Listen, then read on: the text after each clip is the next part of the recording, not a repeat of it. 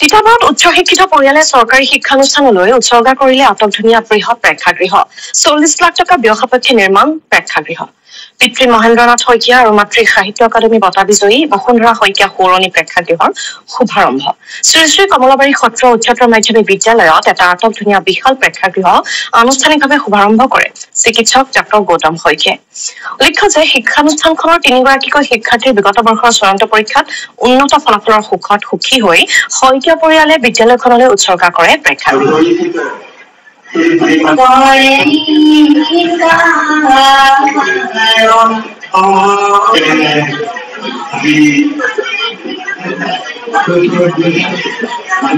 ভগৱানে মহৎ কাম বুলি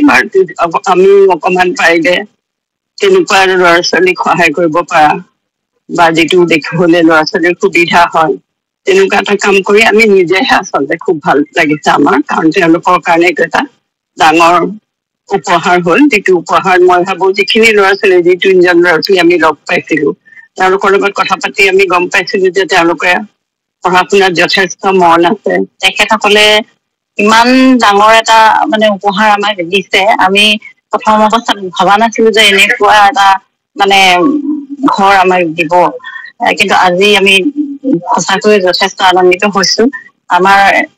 আমি বিদ্যালয়ৰ পৰিয়ালৰ লগতে সমগ্ৰ অঞ্চলবাসী তেখেতসকলৰ ওচৰত সদায় ঋণী হৈ থাকিম